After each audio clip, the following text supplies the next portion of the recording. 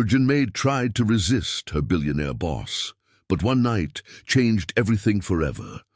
Hello, let's hear another incredible story. Don't forget to like and subscribe to our channel.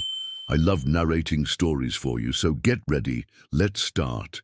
The rain hammered against the 37th floor windows of Sterling Industries like an impatient lover, demanding attention. Maya Johnson sat cross-legged on her desk chair, bare feet tucked beneath her, mechanically unwrapping her third chocolate truffle of the evening. The familiar ritual calmed her racing heart, always chocolate when the world felt too overwhelming, too fast, too much like the foster homes of her childhood, where she'd learned that survival meant building walls higher than anyone could climb. Working late again, I see, the deep voice cut through her Netflix-induced trance. Maya's fingers froze around the chocolate wrapper, her stomach doing an unwelcome flip that had nothing to do with sugar and everything to do with Alexander Sterling's unexpected presence in her sanctuary of organized chaos. She didn't look up immediately, buying herself time by pausing the romantic comedy she definitely shouldn't be watching on company property. Mr. Sterling. She kept her voice steady, professional. I thought you'd left hours ago. I had. Came back for some files. Alex stepped closer, and Maya caught the subtle scent of his cologne mixed with rain. What's your excuse for being here at 10 p.m. on a Friday night? Finally, she turned to face him, chin lifted in that stubborn way that always seemed to unravel his composure. Same as always. Work. She gestured to the scattered reports around her laptop. Unlike some people, I can't afford to leave things unfinished. The barb hit its mark. She watched his jaw tighten, that muscle she'd unconsciously memorized, twitching with restrained irritation. Good. If he was going to invade her safe space, he could deal with her defense mechanisms. You know, Alex said, moving to perch on the edge of her desk with infuriating casualness. Most assistants would jump at the chance to leave early on Friday night, hot date waiting somewhere. Maya's laugh was sharp, bitter. Right. Because my life obviously revolves around impressing men with more money than sense. She unwrapped another truffle with deliberate slowness. Sorry to disappoint, but some of us have actual priorities. Such as? The question was softer than she expected, genuinely curious rather than mocking. It caught her off guard, and for a moment her carefully constructed walls wavered. She thought of her grandmother Dorothy, of the community center in Detroit that needed funding, of the dreams she'd built from scraps and determination. Things that matter, she said finally, popping the chocolate into her mouth to avoid elaborating. Alex was quiet for a long moment, studying her with those impossibly blue eyes that saw too much. You do that a lot, he observed. What? Eat chocolate when you're nervous or angry. I've been watching. He stopped abruptly, as if realizing how that sounded. Maya raised an eyebrow. You've been watching me eat chocolate. That's either very creepy or very sad, Mr. Sterling. It's Alex, he said quietly, and maybe it's both. The admission hung between them like a bridge neither was brave enough to cross.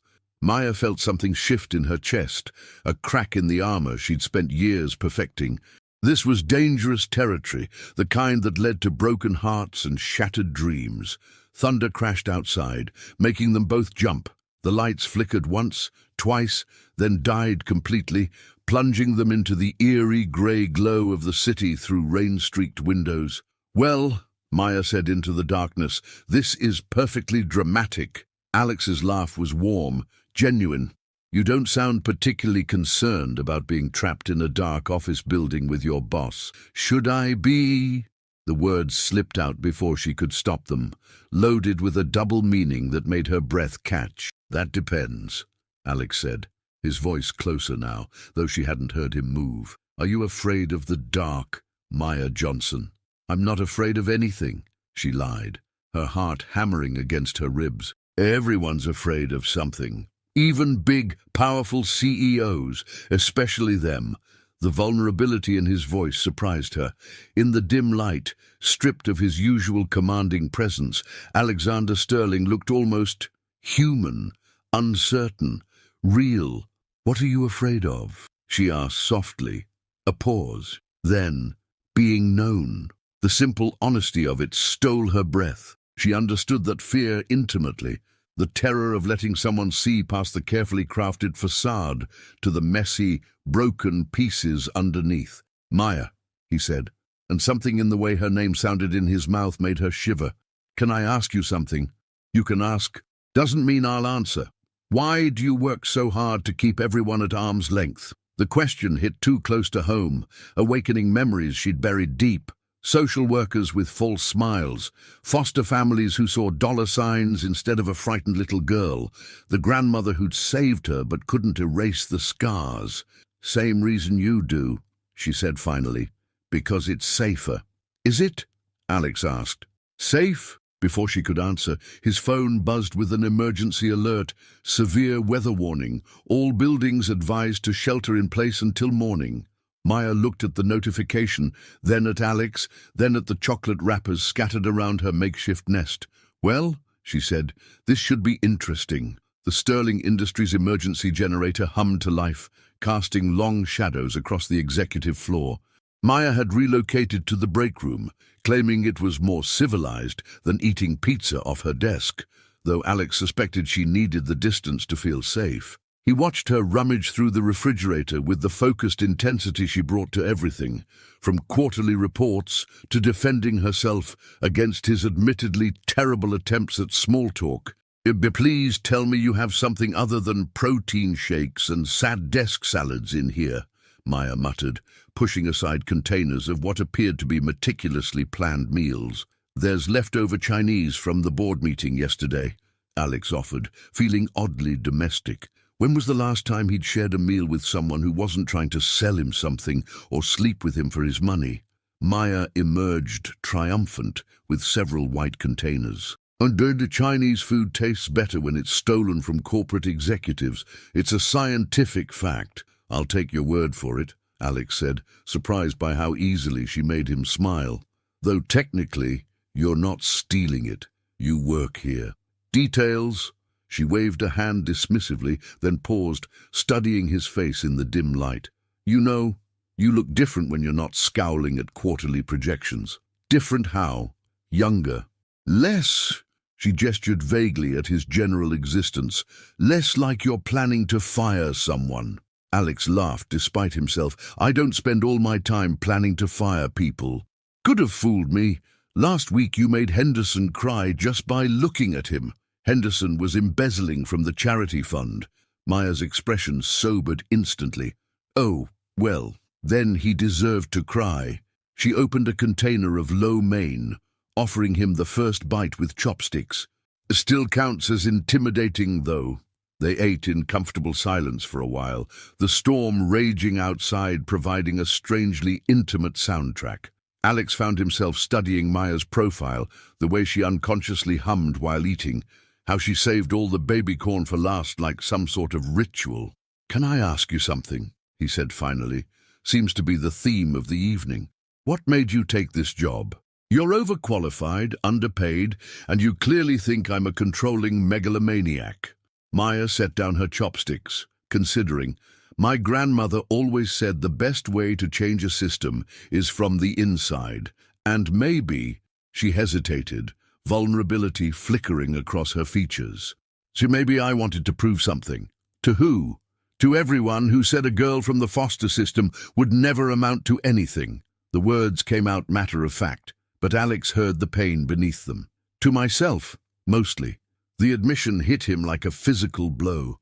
He thought of his own childhood, cold, privileged, lonely in entirely different ways. "I had everything handed to me," he said quietly. "Private schools, trust funds, a guaranteed place in the family business, and I still felt like I was drowning most of the time." Maya looked surprised. The great Alexander Sterling, admitting to weakness. "I should record this for posterity." "Please don't," Alex said, but he was smiling. "My reputation as a soulless corporate machine would be ruined. Your secret's safe with me." Maya's voice was soft, almost tender. Besides, I prefer my bosses with at least a hint of humanity." "Is that what this is? Humanity?" "Well, You shared Chinese food and didn't fire me for watching Netflix. I'd say we're making progress. Thunder crashed again, closer this time, and the lights flickered ominously. Maya instinctively moved closer to Alex, then caught herself, cheeks flushing with embarrassment. "Sorry," she mumbled. "And I know it's stupid, but storms always—" "It's not stupid," Alex said firmly. "Everyone has something." "What's yours?" "Empty rooms," he admitted before he could stop himself. Silence. Coming home to a house that feels more like a museum than a home. Maya studied his face with those perceptive brown eyes that saw too much. "Is that why you work so late? To avoid going home?" "Partially." He met her gaze steadily. "Though lately, I've found other reasons to stay." The weight of his implication settled between them like a live wire. Maya's breath caught, and for a moment, Alex thought she might run, bolt for the stairs and put as much distance between them as possible. Instead, she surprised him.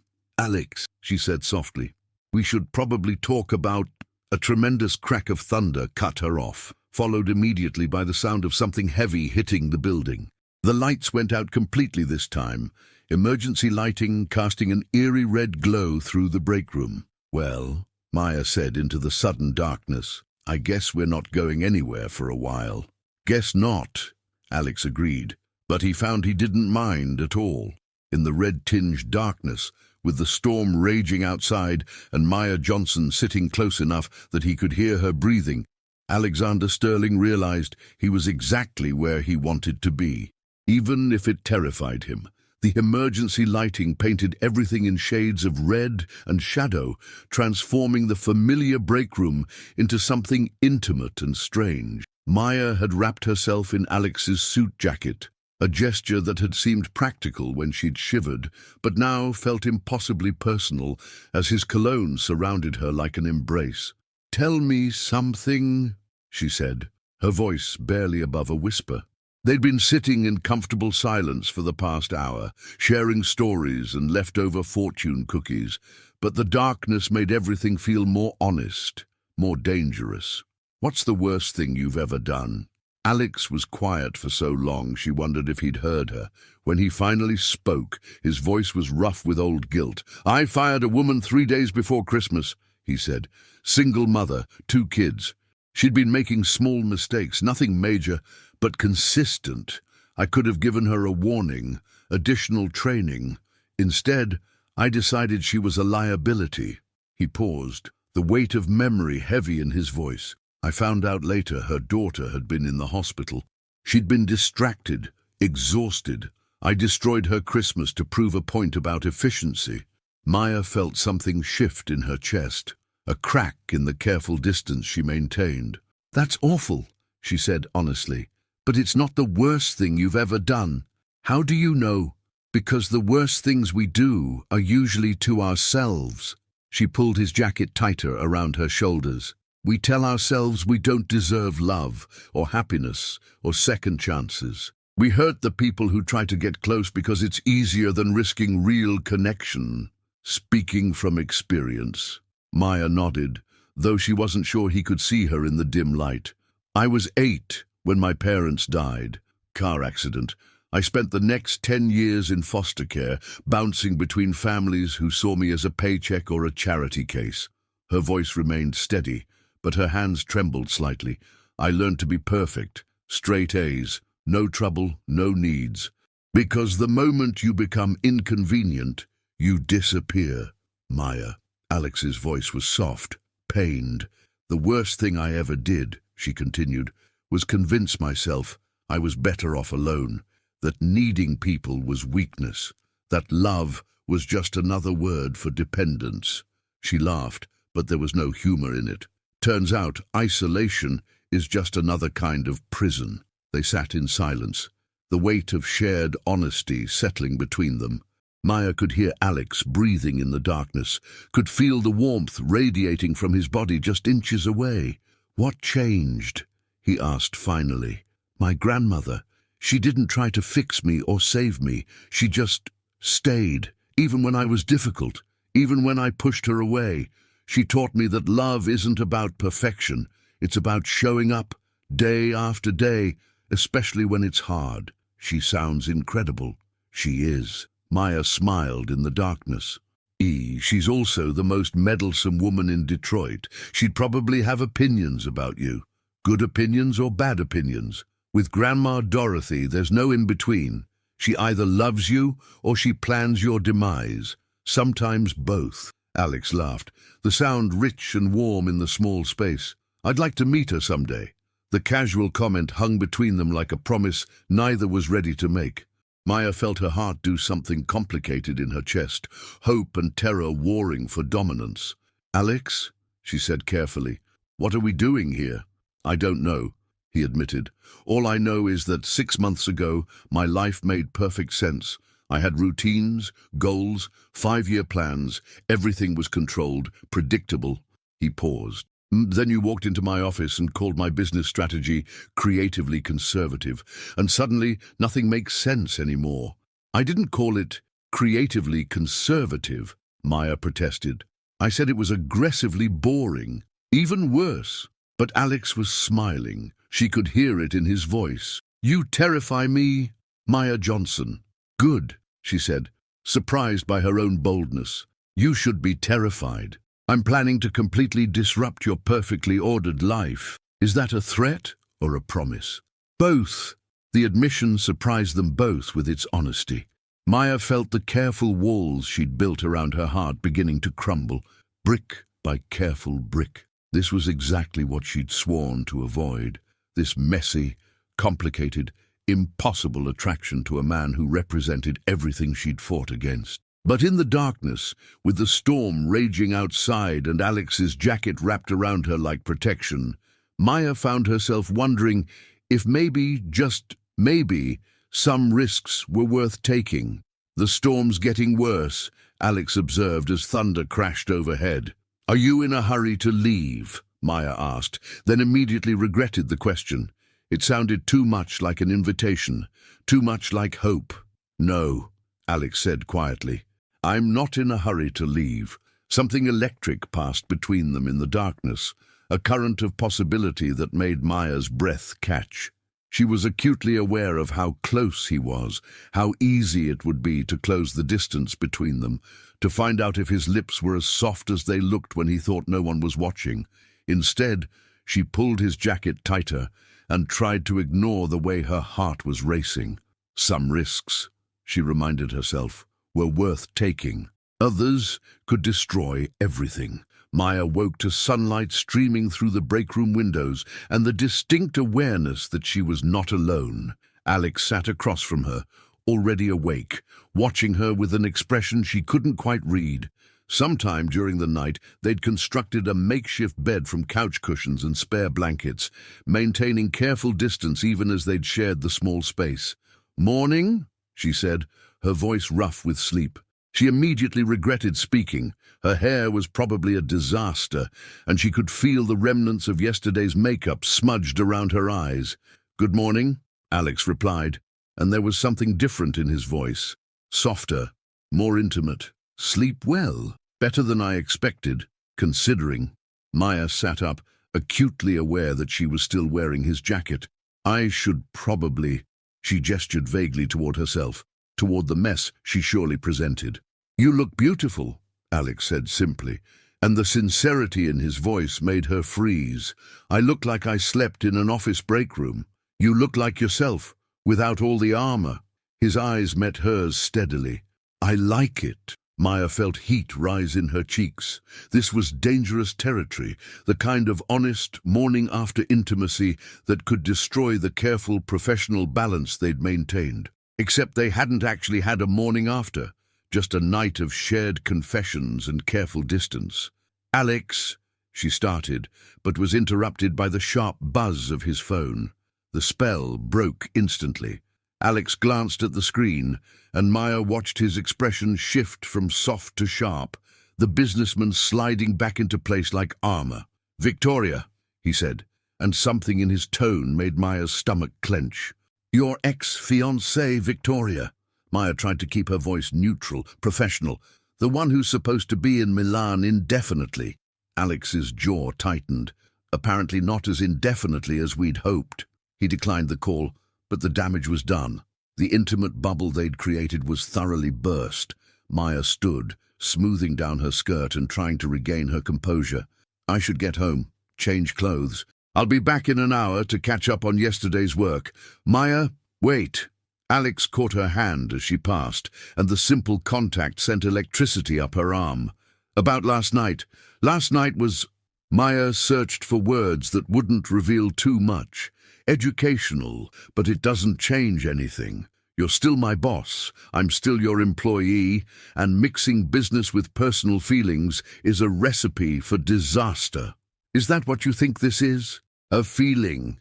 The question was loaded with meaning Maya wasn't ready to explore. She pulled her hand free, immediately missing the warmth of his touch.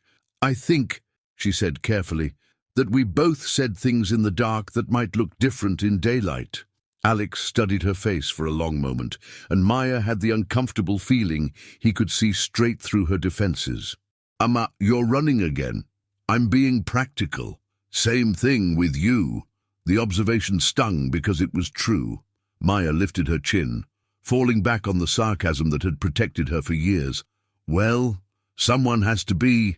Can't have both of us losing our minds over a few shared Chinese food containers and emergency lighting. Right, Alex said, his voice carefully neutral. Wouldn't want to do anything impractical.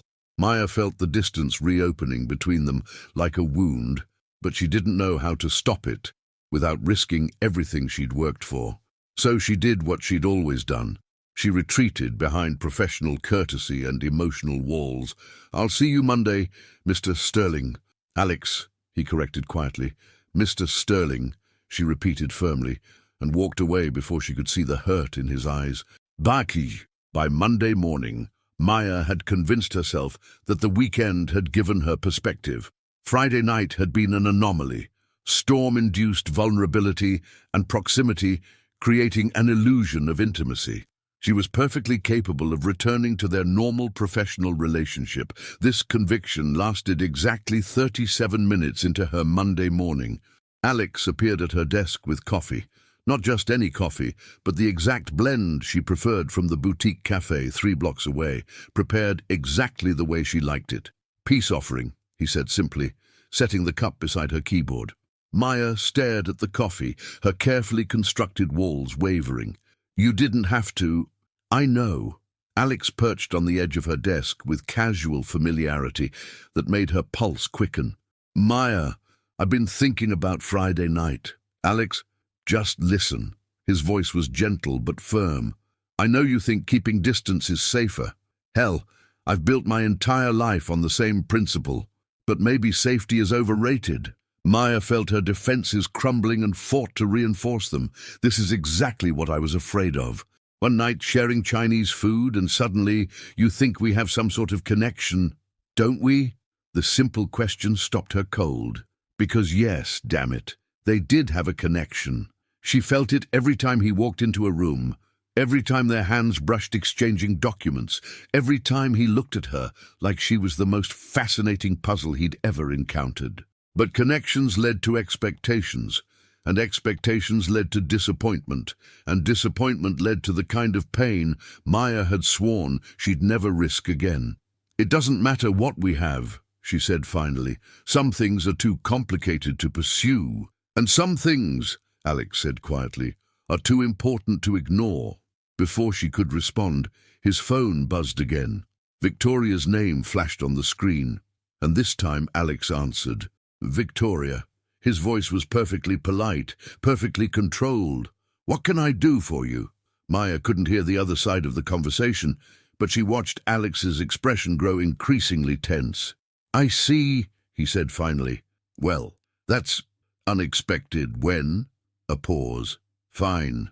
Thursday evening. I'll see you then. He hung up and stared at the phone for a moment before looking at Maya. She's coming to New York, he said, for the charity gala. Apparently, she has some sort of business proposition she wants to discuss. Maya felt something cold settle in her stomach. That's nice for you?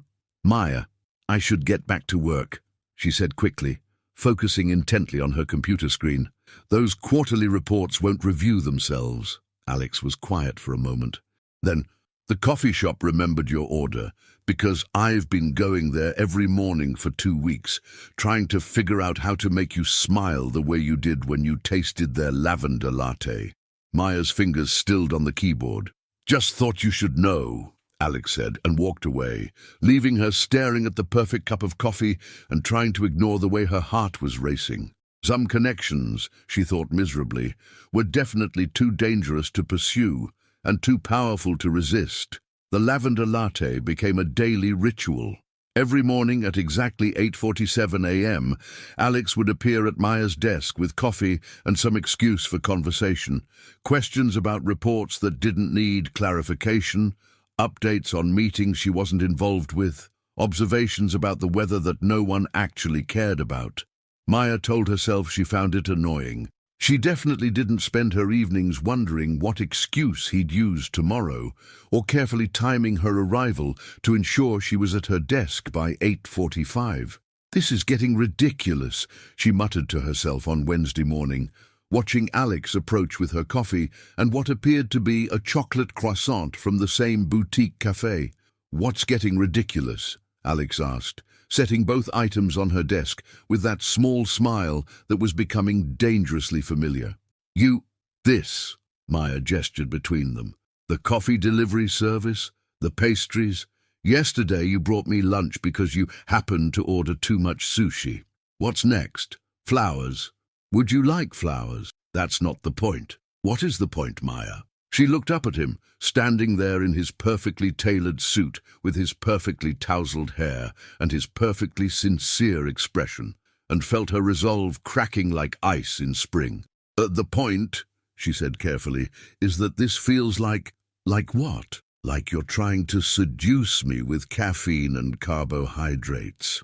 Alex's smile widened. Is it working? No, Maya lied, taking a sip of the perfect latte and trying to ignore the way her stomach fluttered at his obvious pleasure in her reaction. Liar, Alex said softly, and walked away before she could respond. Maya stared after him, clutching her coffee cup like a lifeline. This was exactly what she'd been afraid of. The slow, steady erosion of her defenses, one perfectly prepared latte at a time. By Thursday afternoon, Maya had developed a foolproof plan for surviving the charity gala. Arrive late, stay exactly long enough to fulfill her professional obligations, and leave before she could do anything stupid. Like acknowledge the way Alex looked in a tuxedo, or notice how his eyes followed her across the room, or think too hard about Victoria Hamilton's sudden return to New York. The plan lasted exactly as long as it took her to walk into the ballroom and see Victoria draped across Alex's arm like a beautiful predatory accessory. Maya had seen photos of Victoria Hamilton in the society pages, blonde, elegant, perfectly polished in the way that only came with old money and professional stylists. In person, she was even more stunning, the kind of woman who made other women acutely aware of their own imperfections. She was also clearly staking her claim. The possessive way her hand rested on Alex's chest, the intimate whispers in his ear, the territorial smile she directed at anyone who dared approach, everything about her screamed ownership. Maya felt something ugly and unwelcome twist in her chest. Jealousy, she realized with horror. She was jealous of a woman who had every right to be here, who had history with Alex, who probably understood his world in ways Maya never could. Quite a reunion, came a voice beside her. Maya turned to find a tall man with Alex's eyes and a sardonic smile watching the couple at the center of the room. You must be Marcus, Maya said, extending her hand. Alex's brother, guilty as charged. And you're the mysterious Maya Johnson who's been monopolizing my brother's attention. Marcus shook her hand with a firm grip. I have to say, you're not what I expected. What did you expect? Someone less substantial. Alex usually goes for decorative rather than intelligent. Maya raised an eyebrow. Gee, thanks. Your approval means everything to me. Marcus laughed. I like you already. No wonder Alex is so twisted up. He's not twisted up. He's... Maya glanced toward Alex and Victoria, watching the blonde woman laugh at something Alex had said. "He's exactly where he belongs." "Is he?" Marcus followed her gaze. "And because from where I'm standing, he looks like a man being slowly strangled by his own politeness." Maya looked more carefully. Marcus was right. There was something stiff about Alex's posture, something forced about his smile. But before she could analyze it further, Victoria's gaze found hers across the room. The look Victoria gave her was assessing, dismissive, and unmistakably territorial. Maya felt herself being catalogued and found wanting. Too young, too unsophisticated, too obviously out of place in this world of designer gowns and old money. "Excuse me," Maya said to Marcus, her voice carefully controlled. "I think I need some air." She made it to the balcony before the tears started, angry tears that she wiped away furiously, appalled by her own reaction. She had no right to be upset. Alex wasn't hers to lose. Victoria Hamilton was beautiful, connected, appropriate in all the ways Maya would never be. Running away again! Maya spun around to find Alex standing in the doorway, his bow tie slightly loosened, looking more human than he had all evening. "I'm not running away, I'm getting air. On a balcony, away from everyone else, while crying." Alex stepped closer, concern evident in his voice. "That's not running away. I'm not crying." Alex reached out and gently caught a tear on her cheek with his thumb. "What do you call this?" The simple touch undid her completely. All the careful control she'd maintained, all the professional distance she'd tried to preserve, crumbled under the weight of his gentle concern. "I call it stupidity," she whispered. "A ridiculous, pointless stupidity." "Maya, she's perfect," Maya said, the words tumbling out before she could stop them. "Victoria, she's everything you should want, beautiful, sophisticated, from your world. And she laughed bitterly. "I'm a girl from foster care who eats chocolate when she's nervous and watches Netflix at work." Alex was quiet for a long moment, his thumb still tracing gentle patterns on her cheek. "Can I tell you a secret?" he said finally. Maya nodded, not trusting her voice. "Victoria is everything I thought I wanted," Alex said quietly. "Beautiful, appropriate, safe. Being with her would make perfect sense to everyone who matters." He paused, his eyes intense on hers. "And I've never been more bored in my entire life." Maya's breath caught. "You want to know what's not boring?" Alex continued, stepping closer. "A woman who challenges me, who makes me laugh, who calls my business strategies aggressively boring and means it as constructive criticism. A woman who cares more about doing the right thing than doing the easy thing." "Alex?" "A woman who eats chocolate when she's nervous and makes even that look elegant." They were standing close enough now that Maya could see the flecks of silver in his blue eyes, could smell his cologne mixed with the champagne on his breath. "This is a bad idea," she whispered. "Probably," Alex agreed, "but I'm tired of good ideas." He leaned closer, and Maya's eyes fluttered closed in anticipation. This was it, the moment she'd been dreading and craving in equal measure. "Alex," Victoria's voice cut through the moment like a blade. "There you are. I've been looking everywhere for you." Alex stepped back so quickly, Maya almost stumbled.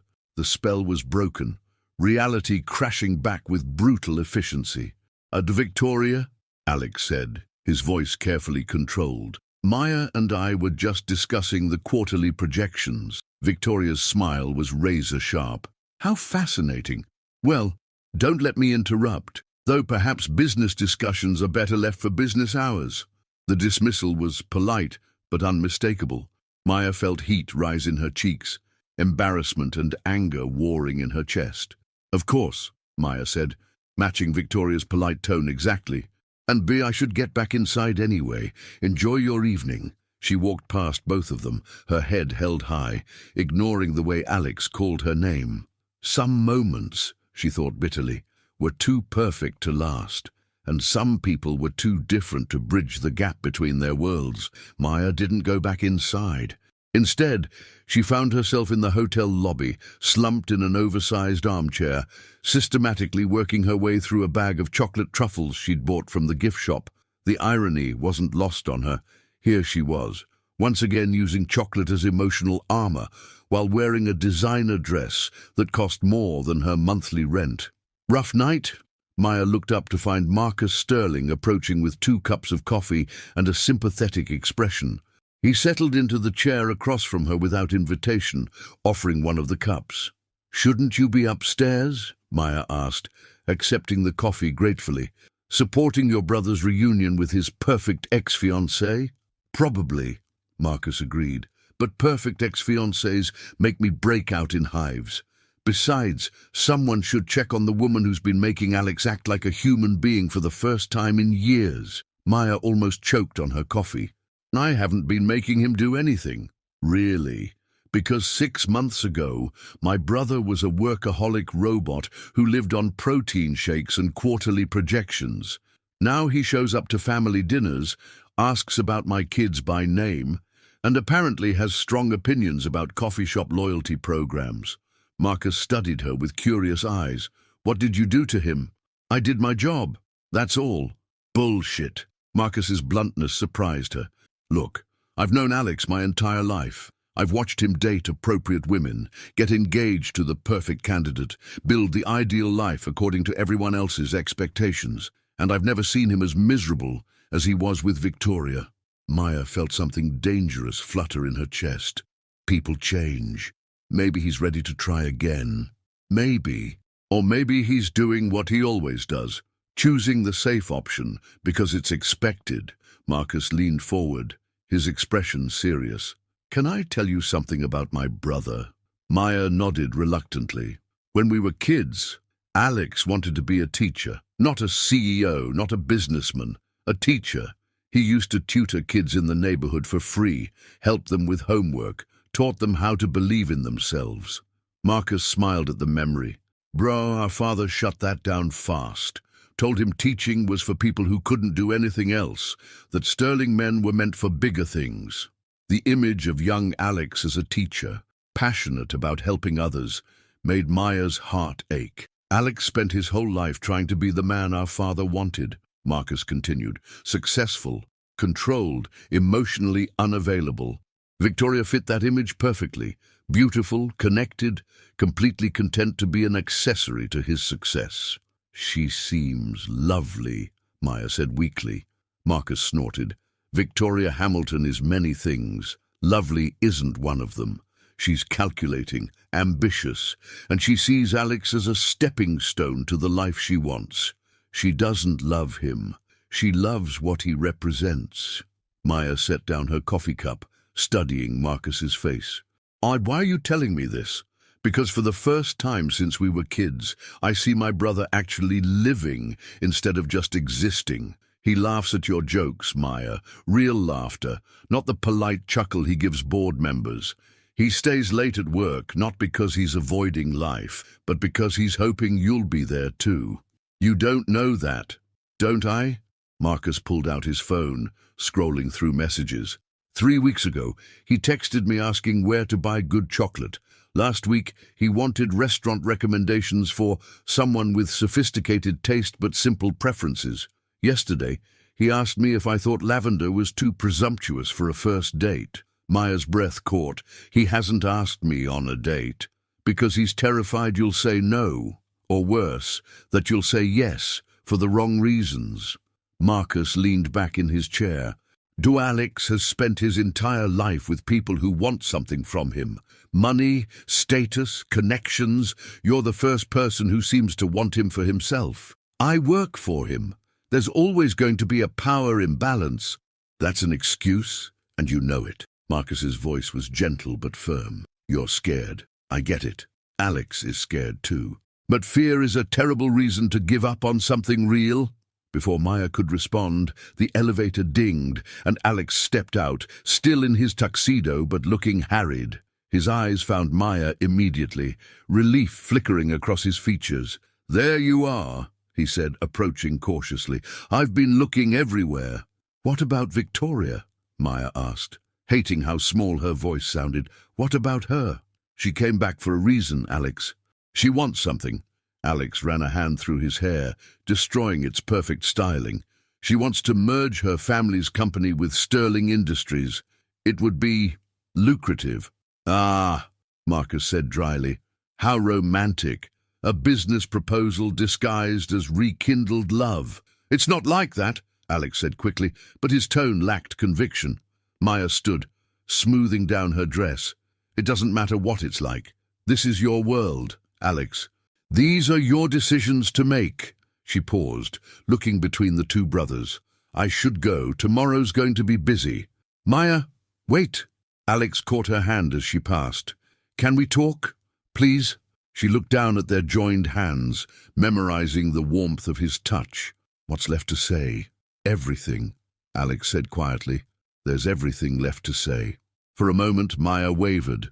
The hope in his voice, the way he was looking at her like she was the only person in the world. It would be so easy to believe in the possibility of them. But possibilities were dangerous things. They led to expectations, and expectations led to heartbreak. Some conversations, Maya said softly, pulling her hand free, are too dangerous to have. She walked away, leaving Alex standing in the hotel lobby with his brother and the weight of words they'd never spoken. Maya spent Friday morning aggressively organizing her desk and pretending she wasn't watching the elevator for Alex's arrival. When he finally appeared at 9:30, an hour later than usual, he looked exhausted, his normally perfect appearance slightly rumpled. He approached her desk with coffee, as had become their routine, but this time there was no pastry, no easy smile. And good morning, he said formally, setting the cup down without their usual banter. Good morning, Mr. Sterling. Maya kept her voice equally professional, ignoring the way her heart clenched at the return to formality. I have some meetings this morning. Can you reschedule the Peterson call for Monday? Of course. Alex lingered for a moment, and Maya thought he might say something about the night before. Instead, he simply nodded and walked toward his office. The day passed in careful politeness. Professional courtesy stretched thin over the weight of everything they weren't saying.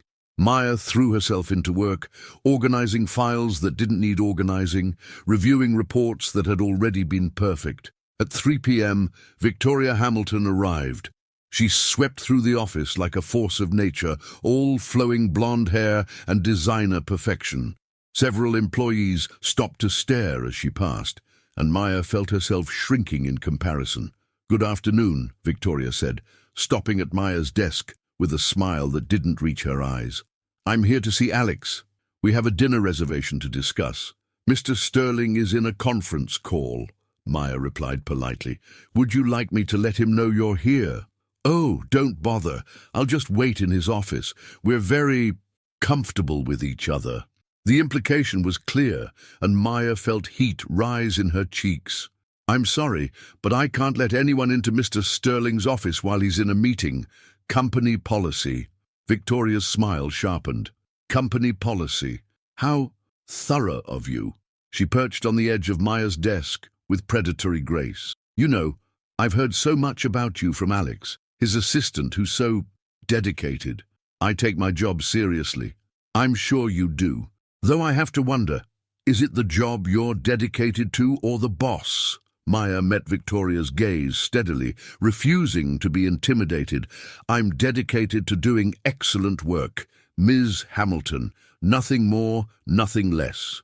Of course. Victoria's laugh was light, musical, and completely artificial. It's just that Alex has always been attractive to women in subordinate positions. Something about the power dynamic, I suppose.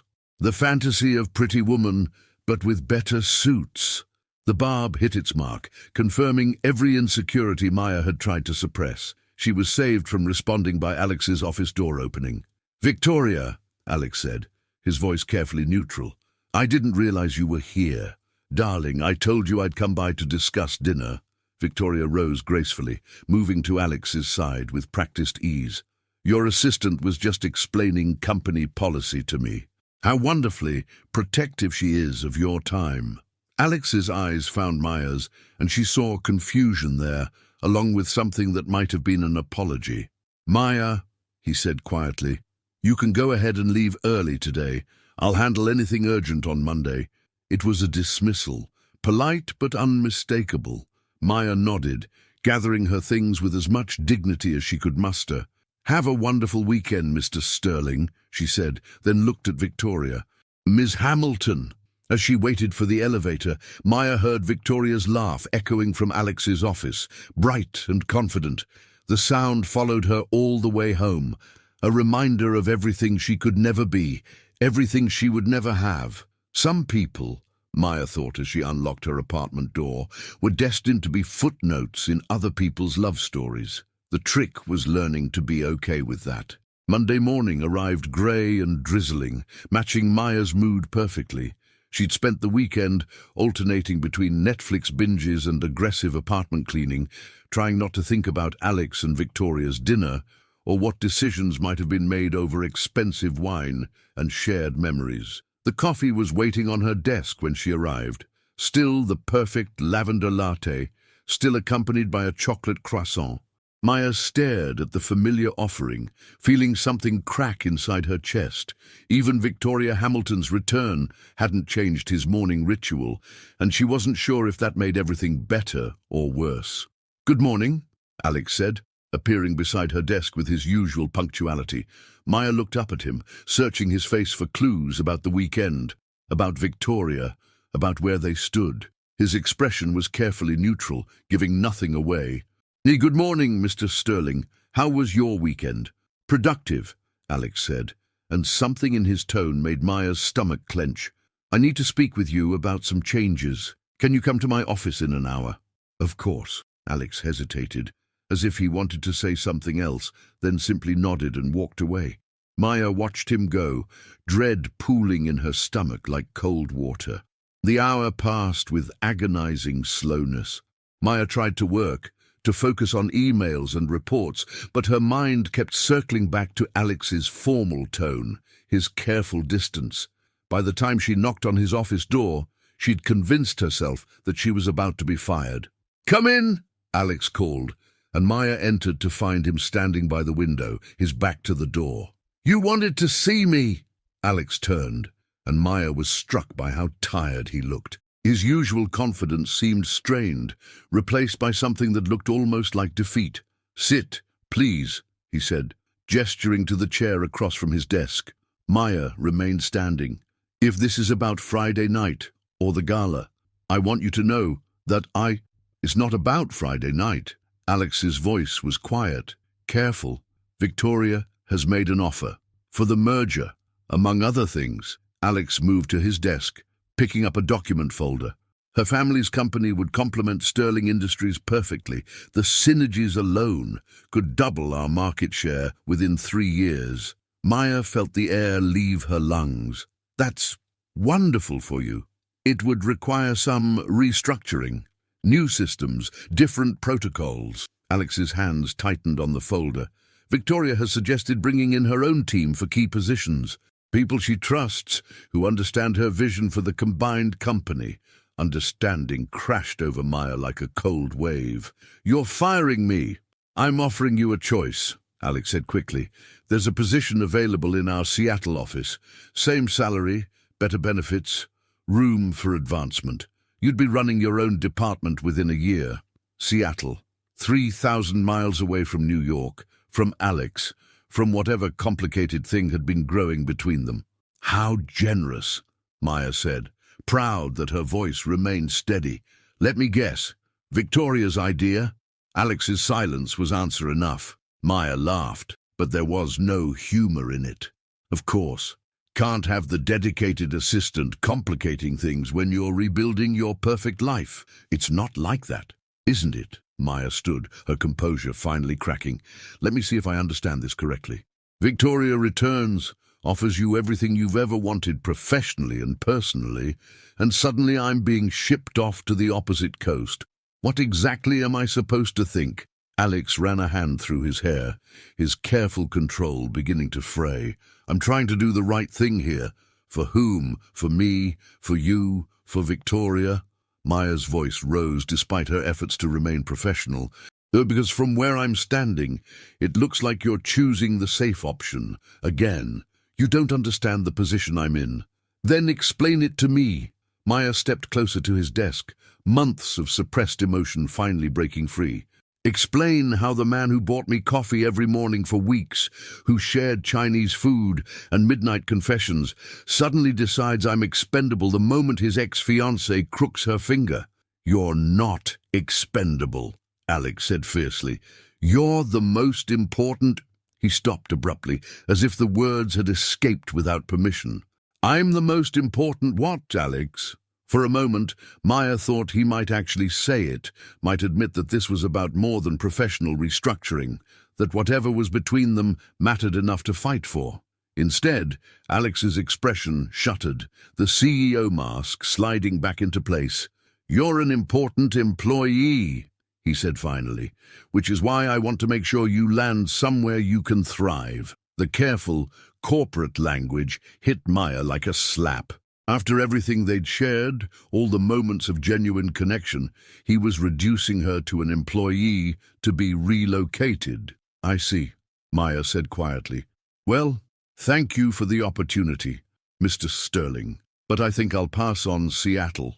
Maya, I'll finish out the week, help train my replacement. Maya turned toward the door, then paused. For what it's worth, I hope the merger works out exactly as you expect. Victoria seems like she'll fit perfectly into your world. What's that supposed to mean? Maya looked back at him, memorizing his face one last time. It means you're getting exactly what you think you deserve. I just hope it makes you happy. She left before he could respond, walking calmly to her desk, despite the fact that her heart was shattering with each step. Around her, the office hummed with its usual Monday energy. People going about their business unaware that Maya Johnson's world had just imploded. She was gathering her personal items when her phone buzzed with a text from an unknown number. Coffee shop downstairs. 5 minutes. Dorothy Maya stared at the message in confusion. Her grandmother was in Detroit, had never been to New York. But somehow, impossibly, when Maya reached the coffee shop 5 minutes later, Dorothy Johnson was sitting at a corner table, looking like she owned the place. Grandma? Maya slid into the opposite chair, wondering if stress had finally made her hallucinate. What are you doing here? Flying, Dorothy said matter-of-factly. Planes are wonderful inventions. You should try them sometime. She studied Maya's face with sharp eyes. You look terrible, baby girl. Thanks. You always know just what to say. I also know when my granddaughter is about to make a monumentally stupid decision. Dorothy signaled the barista for 2 coffees. Want to tell me why you're running away from the best thing that ever happened to you? I'm not running away. I'm being practical. Same thing in your case. Dorothy accepted the coffees with a gracious smile, then fixed Maya with a look that had been stopping nonsense for 70 years. Now, tell Grandma everything. And don't you dare leave out the good parts. Despite everything, Maya felt herself smile for the first time all day. Whatever else was falling apart, Dorothy Johnson was exactly what she needed. Some anchors, Maya thought, were worth holding on to. Even when everything else was slipping away, Dorothy Johnson had a way of commanding attention that transcended age, social status, or geographical familiarity. Within 10 minutes of sitting in the coffee shop, she'd charmed the barista into providing free refills, convinced the businessman at the next table to stop talking so loudly on his phone, and somehow procured a plate of cookies that weren't on the menu. And now then, Dorothy said, settling back in her chair with the satisfied air of someone who'd just conquered a small but significant territory, tell me about this boy who's got you so twisted up. He's not a boy, Grandma. He's my boss. Was my boss, Maya corrected, the reality of her resignation still raw. And he's getting back together with his ex-fiancée. Is he now? Dorothy's eyebrows rose with interest. And what makes you think that? Maya launched into the whole story. The storm, the coffee ritual, the charity gala, Victoria's return, and finally that morning's devastating conversation. Dorothy listened without interruption, occasionally nodding or making small sounds of disapproval. "So you see," Maya concluded, "I was just a temporary distraction, something to keep him entertained while he figured out what he really wanted." Dorothy was quiet for a long moment, studying Maya with those sharp brown eyes that seemed to see straight through any pretense. "Baby girl," she said finally, "you are many things, intelligent, beautiful, strong, stubborn as a mule when you set your mind to something, but you've never been stupid. So why are you acting like it now? I'm not. You're running away from the first man who's ever made you consider that maybe, just maybe, you deserve to be loved." Dorothy's voice was gentle but firm. "Just like you ran away from every foster family who got too close. Just like you tried to run away from me when I took you in." Maya felt tears prick her eyes. "That's different, is it? Seems to me like the same scared little girl who'd rather push people away than risk being abandoned." Dorothy reached across the table to cover Maya's hand with her own. "Honey, some people are worth the risk. What if he chooses her? Then you'll know, but right now, you're making the choice for him. You're so busy protecting yourself from possible hurt that you're guaranteeing it." Before Maya could respond, her phone buzzed with a text from Marcus Sterling. "Emergency. Meet me at Bistro Laurent. Now." Maya showed the message to Dorothy, who read it with interest. "Friend of yours, Alex's brother. I have no idea why he'd be texting me. Only one way to find out." Dorothy stood, gathering her purse with decisive efficiency. "Come on. This old lady wants to meet the family. Grandma, you can't just watch me." Bistro Laurent was the kind of upscale restaurant where Maya felt underdressed even in her best professional attire. Marcus was waiting at a corner table, looking uncharacteristically serious. His eyes widened when he saw Dorothy accompanying Maya. "Mrs. Johnson, I presume." Marcus stood, extending his hand with automatic courtesy. "Dorothy," she corrected, shaking his hand with a grip that made him wince slightly. "And you're the brother who's been stirring up trouble." "Guilty as charged." Marcus gestured for them to sit, though the trouble started long before I got involved. "What's the emergency?" Maya asked, settling into her chair, while Dorothy surveyed the restaurant with the air of a general inspecting troops. Marcus glanced around, ensuring they couldn't be overheard. Victoria's been busy. Apparently, her business proposal comes with some interesting conditions, such as a return to their previous engagement. She's presenting it as a package deal. Merge the companies, merge their lives, create a business dynasty. Marcus's expression was grim. She's given Alex until Friday to decide. Maya felt something cold settle in her stomach. That's practical. They have history, shared goals. They have shared ambition, Marcus corrected. There's a difference. Victoria doesn't love Alex. She loves the idea of being Mrs. Alexander Sterling, CEO wife extraordinaire. But Alex seems to be considering it, Maya said quietly. Alex is terrified, Marcus replied. He's spent his whole life choosing the safe option, the expected path. Victoria represents everything he's supposed to want. Dorothy, who had been listening with increasing interest, leaned forward. And what does he actually want? Marcus looked directly at Maya. I think you know the answer to that. It doesn't matter what he wants, Maya said, though her voice lacked conviction. Some things are too complicated. Oh, horse shit, Dorothy interrupted, causing both Maya and Marcus to stare at her in surprise. Complicated is just another word for requires effort. You think love is supposed to be easy, that the right person just falls into your lap with no risk, no uncertainty, no chance of getting hurt. Grandma, no, you listen to me, Maya Elizabeth Johnson. Dorothy's voice carried the authority of someone who'd raised children and grandchildren through multiple generations of foolishness. I've watched you build walls around your heart for 24 years.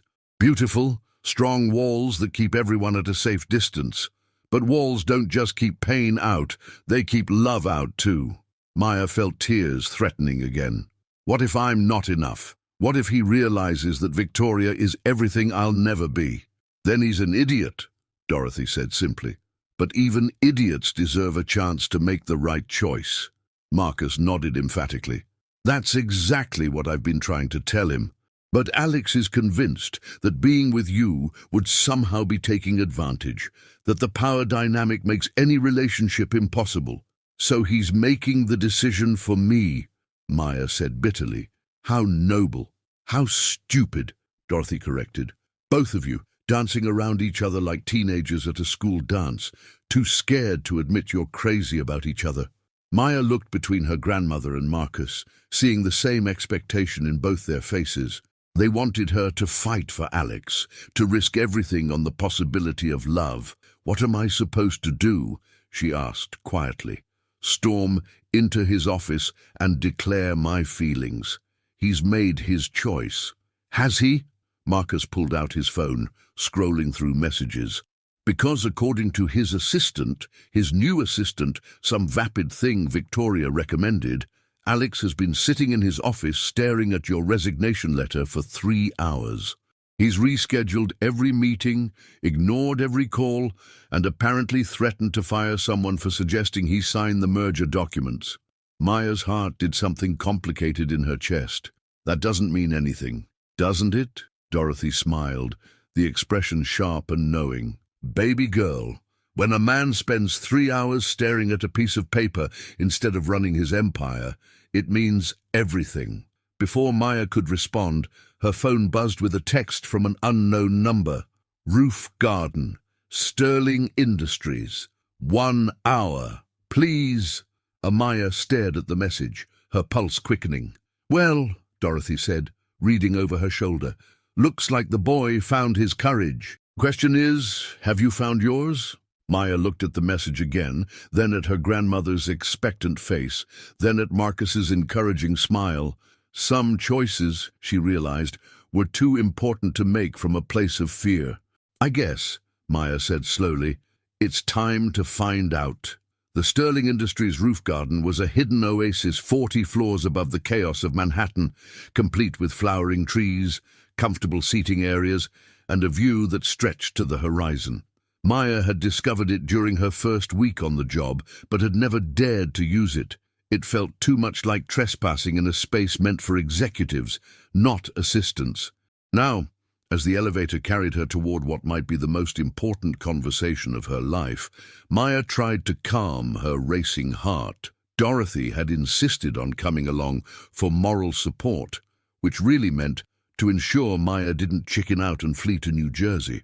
Remember, Dorothy said as the elevator climbed, that boy is just as scared as you are, maybe more so. Men like him aren't used to feeling vulnerable. What if this is just goodbye? Maya asked. What if he's chosen Victoria and wants to let me down easy? Then you'll handle it with dignity, and we'll catch the next plane back to Detroit. Dorothy straightened Maya's blazer with maternal efficiency. But I don't think that's what this is. The elevator doors opened, and Maya stepped onto the roof garden with Dorothy close behind. The late afternoon sun painted everything golden, and for a moment, Maya was struck by the beauty of the space, the careful arrangement of plants and seating areas, the way the city's skyline provided a dramatic backdrop. Alex was standing near the far railing, his back to them, still in his business suit but with his jacket off and his sleeves rolled up. Even from a distance, Maya could see the tension in his shoulders, the way he gripped the railing like it was the only thing keeping him upright. Go on, Dorothy whispered. I'll wait by the elevator. Give you two some privacy. Maya walked slowly toward Alex, her heels clicking on the stone pathway. He must have heard her approach because he turned when she was still several feet away, and the expression on his face made her breath catch. He looked devastated, exhausted, like a man who'd been fighting a war with himself and wasn't sure who was winning. You came, he said simply. You asked me to. Alex nodded, running a hand through his hair in the gesture she'd come to recognize as his tell for stress. I wasn't sure you would, after this morning. About this morning, I handled it badly, Alex interrupted. All of it. The transfer offer, the way I presented it, the timing. Everything? Maya moved closer, studying his face. The transfer was Victoria's idea, wasn't it? Alex's jaw tightened. She thought it would be cleaner. Avoid any complications during the merger. Complications. Maya tasted the word like something bitter. Is that what I am? You're the most beautiful complication I've ever encountered, Alex said quietly, and the honesty in his voice made Maya's knees weak. They stood in silence for a moment, the weight of unspoken words hanging between them like a bridge. Neither was sure they were brave enough to cross. Alex, Maya said finally, what are we doing here? I don't know, he admitted. All I know is that 3 hours ago, I was holding your resignation letter and realizing that the thought of you walking out of my life forever was more terrifying than anything I've ever faced. More terrifying than Victoria's ultimatum. Alex's eyes widened slightly. Marcus told you. He's worried about you. We both are. Maya took another step closer. Is it true? The engagement clause. Victoria believes that mixing business and personal relationships creates the strongest partnerships. Alex said carefully. She's not wrong, from a strategic standpoint. But, Alex turned back to the railing, his knuckles white as he gripped the metal. But I keep thinking about something you said once, about the difference between being wanted for yourself versus being wanted for what you represent. Maya moved to stand beside him, close enough that she could feel the warmth radiating from his body. And what do you think Victoria wants? She wants Alexander Sterling, CEO, the title, the status, the life that comes with being married to a man with power. Alex's voice was quiet, thoughtful. But she's never once asked me what I dream about, what I fear, what makes me laugh. In 3 years together, she never once saw me as anything other than the role I play. And what do you want, Alex? He turned to look at her, his blue eyes intense and vulnerable. I want someone who challenges me to be better, someone who makes me laugh, even when I'm stressed about quarterly projections, someone who eats chocolate when she's nervous, and makes even that look elegant. Maya's breath caught. Alex, I want someone who sees me, really sees me, not the title or the money or the expectations, but the man underneath all of that. Alex reached out tentatively, his fingers brushing against hers. I want you, Maya. I've wanted you since the night you told me that safety was overrated, and I realized you were right. The words hit Maya like a physical force, hope and terror warring in her chest. This was the moment she'd been simultaneously craving and dreading, the moment when everything changed, when she had to decide whether love was worth the risk of destruction. I'm scared, she whispered. So am I, Alex admitted. Dial, I'm terrified that I'm not enough for you, that I'll disappoint you the way I've disappointed everyone else who mattered. I'm scared that you'll realize you deserve someone better, someone who doesn't come with all my baggage and complications. Alex, look at me. Maya turned to face him fully, her hands finding his. I don't want someone better. I don't want someone without baggage or complications. I want you, messy, imperfect, impossible you. Something shifted in Alex's expression, hope beginning to replace the fear. Even though I'm your boss, even though this could complicate everything. Especially because you're willing to risk everything for this, Maya said, her voice growing stronger. Besides, I already resigned, remember? Technically, you're not my boss anymore. Alex laughed, the sound rich and warm in the evening air. Is that your way of saying yes? Yes to what exactly? To taking a chance on us, to seeing where this goes without hiding behind professional boundaries or safety nets. Alex's hands tightened on hers. To letting me love you the way you deserve to be loved. Maya felt tears prick her eyes, but for the first time in weeks, they were happy tears. What about Victoria? The merger. Victoria made her choice when she tried to manipulate me into a life I don't want, Alex said firmly. As for the merger, Sterling Industries will survive without it. We always have. And if I break your heart, then I'll consider myself lucky to have had it broken by someone worth the risk. Alex smiled, the expression transforming his entire face. Besides, I have it on the good authority that you're worth fighting for. From who?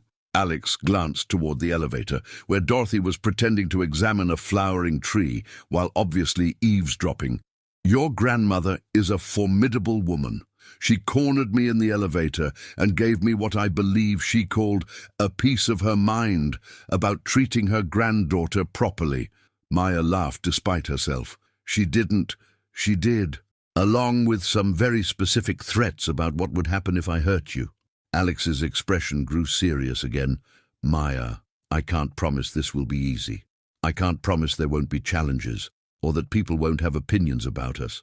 But I can promise that I'll fight for us every single day, even when I'm being stubborn and defensive, especially then. Alex brought her hands to his lips, pressing a gentle kiss to her knuckles. I love your stubbornness. I love your defenses. I love the way you challenge me and the way you make me want to be better than I ever thought I could be.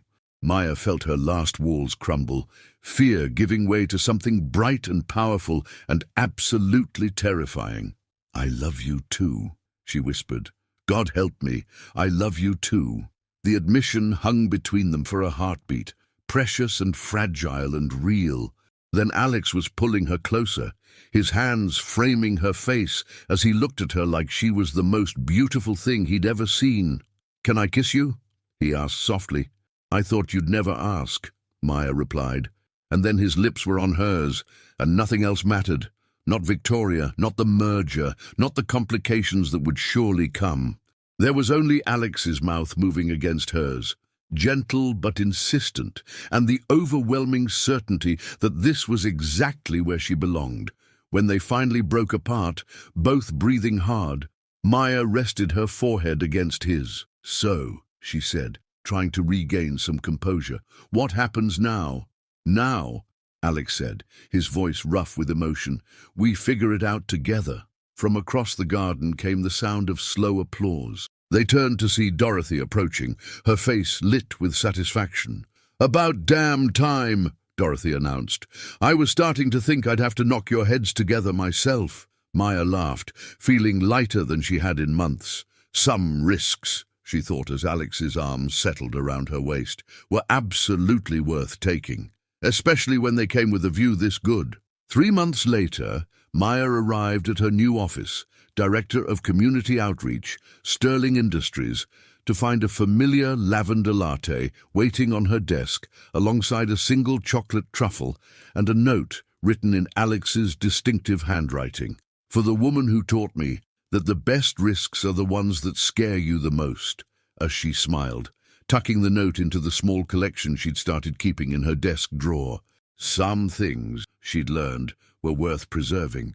Knock, knock, came a voice from her doorway. Maya looked up to see Marcus Sterling leaning against the frame, grinning broadly. Dees, how's the new office treating you? Like a dream, Maya admitted, gesturing to the space that was entirely hers, complete with a view of the city, a bookshelf she was slowly filling with community development resources, and photos of the kids from the Detroit Community Center she'd grown up visiting. And how's my brother treating you? Like I'm made of spun glass and might break at any moment, Maya said with fond exasperation. Yesterday, he had lunch delivered from 3 different restaurants because he couldn't remember which kind of soup I'd mentioned liking. Marcus laughed. He's trying to make up for 32 years of emotional constipation. Give him time to find his balance. I'm working on it. Maya's expression grew serious. Marcus, can I ask you something? Shoot. Do you think we're moving too fast? 3 months ago, I was his assistant, and now we're... She gestured vaguely, trying to encompass the magnitude of what they'd become. Now you're what? Happy? In love? Planning a life together? Marcus settled into one of her visitor chairs. Maya, I've known Alex my entire life, and I've never seen him like this. He laughs at inappropriate moments during board meetings because you've texted him something funny. He actually takes weekends off to spend time with you. Last week, he asked me for restaurant recommendations because he wanted to surprise you with a date. He's been surprising me with a lot of things lately, Maya admitted, thinking of the way Alex had slowly, carefully opened up to her, sharing childhood memories, professional fears, dreams he'd never told anyone else. The man bought a coffee machine for his apartment and learned how to make your exact drink preference, Marcus continued. But if that's not love, I don't know what is. Before Maya could respond, her phone buzzed with a text. Emergency board meeting. Need you there for moral support. Please. Maya showed the message to Marcus, who grimaced. The quarterly review. Alex has been dreading this all week. Why? Because it's the first official meeting since he turned down Victoria's merger proposal. Some of the board members are displeased with his decision to choose principle over profit. Maya felt a familiar flutter of anxiety. Alex had been supporting her career change, encouraging her to take the new position despite the potential complications it created. But she knew there were still people within the company who questioned their relationship, who saw her promotion as favoritism rather than merit. Maybe I shouldn't. Maya. Marcus's voice was firm. Alex needs you there. Not because you're his girlfriend, but because you're the smartest person he knows when it comes to community impact and sustainable business practices. The quarterly numbers for the community outreach program are phenomenal. Fundraising up 40%, employee satisfaction at an all-time high, and 3 major partnerships that are bringing in new revenue streams. Maya felt some of her anxiety ease. The community outreach program had been her baby from day one, and the results spoke for themselves. Besides, Marcus added with a grin, I'll be there too. Sterling brothers unite against corporate stuffiness. The boardroom was exactly as imposing as Maya remembered from her assistant days, all dark wood, leather chairs, and floor-to-ceiling windows that made everyone feel simultaneously powerful and exposed. Alex was standing at the head of the table when she entered, his expression carefully controlled, but his relief at seeing her unmistakable. Gentlemen, Alex said as Maya took her seat, I believe you all know our Director of Community Outreach, Maya Johnson. Several board members nodded politely, though Maya caught a few exchanged glances that suggested her presence was unexpected. She straightened her shoulders, drawing on every lesson Dorothy had taught her about commanding respect in rooms where she wasn't initially welcome. Now then, said Harrison Webb, the board's most senior member and Alex's biggest critic, let's discuss this quarter's numbers. Specifically, the revenue we've lost by turning down the Hamilton merger. Alex launched into his presentation, outlining the company's growth in other areas, the success of new partnerships, the long-term benefits of maintaining their independence. He was polished, professional, completely in command, until Webb interrupted. All very nice, Alexander, but let's talk about real numbers. The Hamilton deal would have netted us $60 million in the first year alone. Instead, we're spending money on... Webb consulted his notes with obvious distaste. Community gardens and literacy programs. Hardly what I'd call strategic investment. Maya felt her temper flare. Before Alex could respond, she was on her feet. Mr. Webb, she said, her voice calm but carrying the authority she'd learned from watching Alex in action. Perhaps you'd like to see the actual numbers from our community initiatives. She moved to the presentation screen, pulling up the slides she'd prepared for her monthly reports. Our employee volunteer program has increased retention by 23%, saving us approximately $2 million in recruitment and training costs. The literacy partnerships have created tax incentives worth $1.2 million annually, and our community garden initiative has generated enough positive media coverage to equal $4 million in advertising value. The room was silent as Maya continued, outlining each program's measurable impact on both the community and the company's bottom line. When she finished, Webb was looking distinctly less smug. Furthermore, Maya continued, the Hamilton merger would have required us to cut 15% of our workforce to achieve those projected profits. The cost of unemployment insurance, severance packages, and potential lawsuits would have eaten significantly into that $60 million figure. Alex was staring at her with something that looked like awe and pride combined. Maya met his eyes briefly, drawing strength from his encouraging nod. Mrs. Johnson, said another board member, these are impressive numbers, but aren't you concerned about the perception issues surrounding your relationship with Mr. Sterling? Some might question whether your position here is based on merit or personal favoritism. The question hung in the air like a challenge. Maya felt the familiar sting of doubt, the voice that whispered she didn't belong here, that she was just the assistant playing dress-up in the big leagues. Then she thought of Dorothy, of the community center kids who sent her drawings of the gardens they were planting, of Alex's face when she'd helped him see that profit and principle didn't have to be mutually exclusive. "Sir," Maya said clearly, "I welcome any audit of my performance you'd like to conduct. My results speak for themselves. As for perceptions, I can't control what people think, but I can control the quality of my work. And I'm confident that quality would hold up under any scrutiny." Another silence, this one feeling more respectful than hostile. "Actually," Webb said slowly, "I'd like to propose something. Ms. Johnson, would you be interested in presenting your community impact strategy to our West Coast offices? They've been struggling with employee retention and public relations issues." Maya blinked, caught off guard. Yes, sir. I'd be honored." "Excellent. Alexander, I think you might be onto something with this community-focused approach. Perhaps we should explore expanding it company-wide." The meeting continued for another hour, but the tone had shifted completely. By the time the board members filed out, Maya felt like she'd just survived her first real test and passed with flying colors. "That," Alex said once they were alone, "was incredible." "I was terrified," Maya admitted. "And you didn't show it."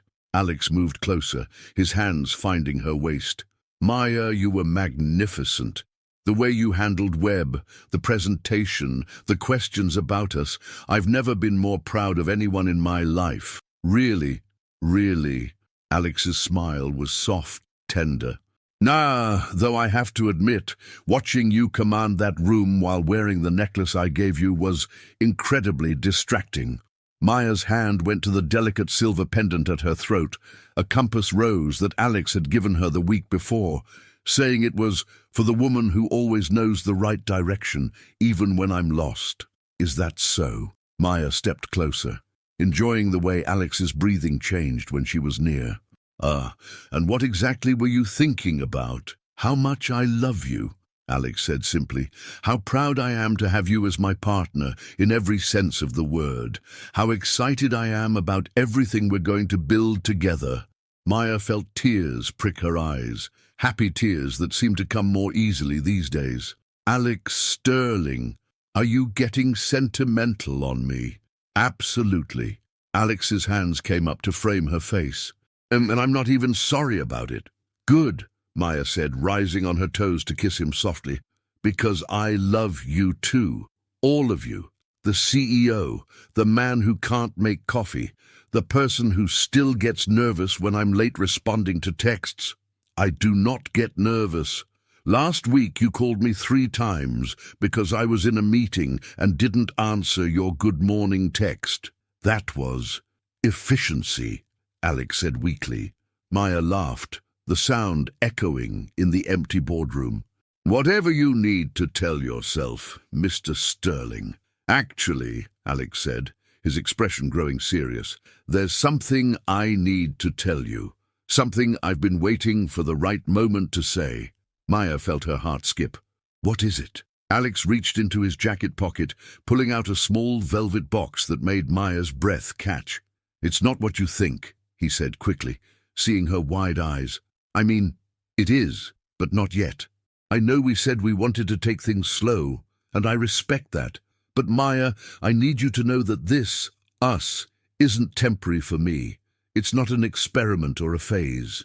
He opened the box to reveal a beautiful promise ring, simple, elegant, with a small diamond surrounded by tiny sapphires. "This is my promise, that when you're ready, when we're both ready, I want to spend the rest of my life proving that love doesn't have to be scary, that it can be safe and wild and wonderful all at the same time." Maya stared at the ring, then at Alex's hopeful, nervous expression. 3 months ago, she would have run from this moment, convinced that promises led to disappointment and love was just another word for eventual heartbreak. Now, looking at the man who brought her coffee every morning and learned to make her laugh when she was stressed, who supported her career and challenged her to be braver than she thought possible, Maya realized that some promises were worth believing in. Yes, she said softly, and yes, yes to the promise, yes to the future, yes to believing that what we have is worth building a life around. Maya held out her left hand, watching as Alex slipped the ring onto her finger with hands that shook slightly, and yes to taking it one day at a time, together. Alex's smile was radiant, transforming his entire face. "I love you, Maya Johnson. I love you too, Alexander Sterling." Maya admired the ring on her finger, then looked back at the man who'd taught her that the best risks were the ones that led to love. "Now, about that West Coast presentation. What about it? Think the CEO would be interested in a business trip? I hear Seattle is beautiful this time of year." Alex laughed, pulling her closer. "And I think the CEO would follow his director of community outreach anywhere she wanted to go."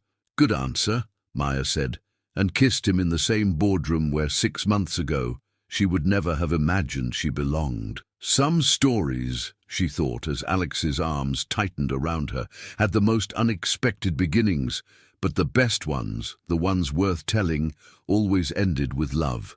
Ubiris Caesetus Epilogue. 1 year later, the Sterling Industries annual Community Impact Gala was held on the roof garden, where Alex and Maya had first admitted their love for each other. The space had been transformed with lights and flowers, but Maya could still remember exactly where they'd been standing when everything changed. "Penny for your thoughts," Alex said, appearing beside her with 2 glasses of champagne. "Just thinking about how different things are from last year," Maya said, accepting the glass gratefully. "Last year I was running away from you. Tonight I'm about to announce our engagement to 300 people. Having second thoughts," Maya looked at the engagement ring on her finger, a stunning vintage piece that had belonged to Alex's grandmother, chosen together after months of planning and dreaming and building a life that neither of them could have imagined alone. "Not a single one," she said firmly. "Oh, though I reserve the right to be nervous about the speech." "You're going to be perfect," Alex assured her. "Besides, Grandma Dorothy helped you write it. The woman could make a grocery list sound inspiring." Maya laughed, glancing across the garden to where Dorothy was holding court near the dessert table, regaling a group of board members with stories from her alleged CIA days. At 72, she'd become the unofficial mascot of Sterling Industries' community programs, and the employees adored her almost as much as Maya did.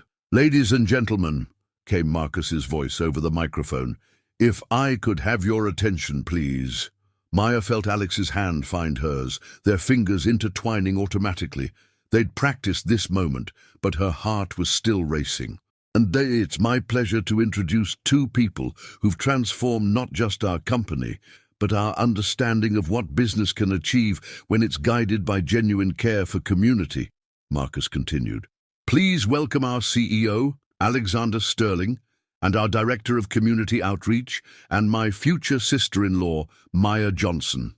The applause was warm, genuine, filled with the faces of people who'd watched their relationship grow from professional respect to deeper, abiding love.